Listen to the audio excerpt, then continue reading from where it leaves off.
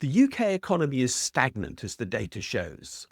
If we want it to grow, we have to do one thing, and that is to redistribute the wealth of those who live in our society. In my opinion, that is about as close to a statement of economic fact as anyone can offer, because there are no such things as economic facts. But the likelihood that such a policy will work is so high that I can almost call it one. Let me explain. If we are sitting in a situation which the data shows the UK is in, where nothing that is happening is producing any degree of growth at all, and we think that growth continues to be important in the sense that it might indicate an increase in the well-being of most people in the country, then there is only one thing that we can do to literally increase that growth. It isn't to promote more private sector activity as such by encouraging inward investment, which is the route down which Starmer and Reeves are going. Because people will not invest in the private sector economy in the UK if there is no reason for them to do so, and an absence of customers is why there is no reason for them to invest at present. The government isn't spending more, so they're not acting as a good customer right now, and people who are worried about their financial well-being, as vast numbers of the people in the UK are not spending. In fact, the Office for Budget Responsibility has in its own forecast for the UK economy for the next 5 years shown that the only way in which consumer spending in the UK might increase over the years to come is by the level of savings in this country falling. And I think that there is a clue in there as to what we need to do to make the UK economy work better. And that is to redistribute the wealth of the wealthy. The wealthiest save. That is why they are wealthy. They are sitting on pots of money. That's the literal definition of being wealthy.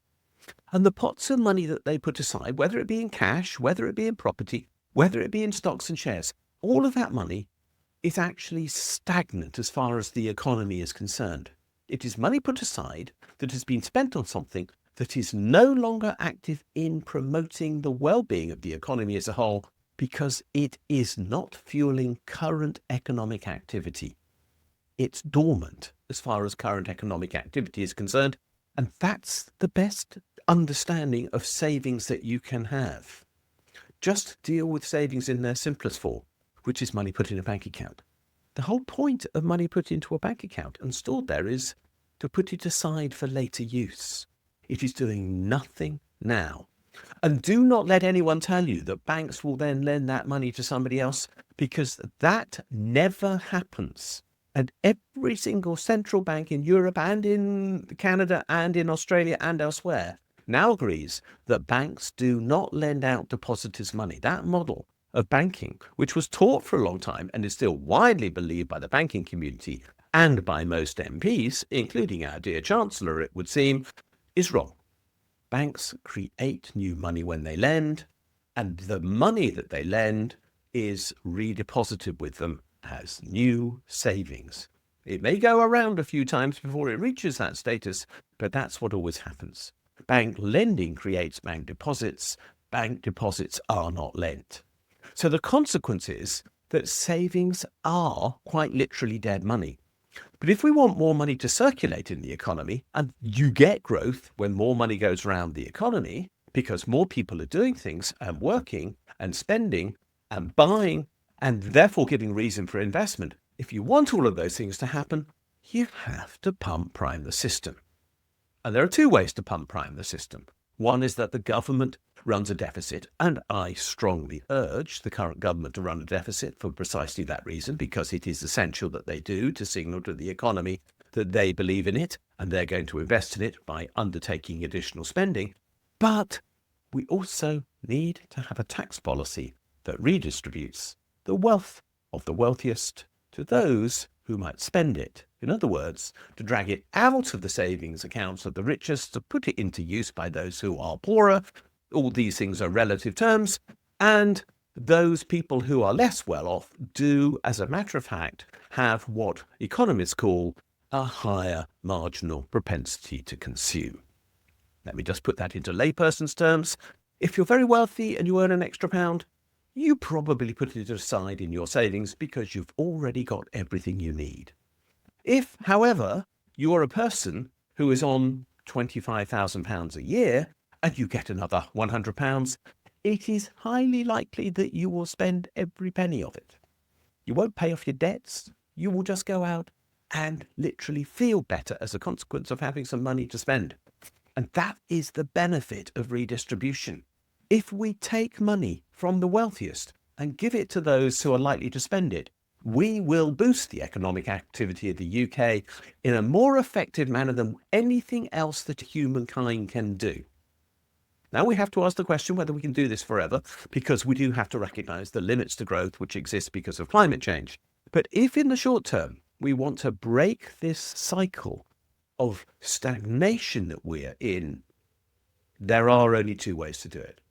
As I've already said, one is for the government to spend more, and the other is for the government to redistribute the wealth of the wealthiest to those who are in need so that they have more to spend.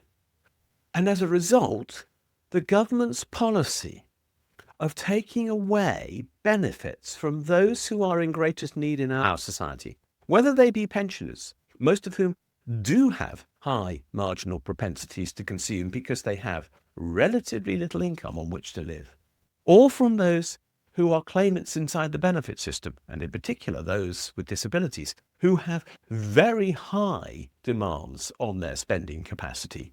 If you take money away from them, you increase the scale of economic stagnation in the economy.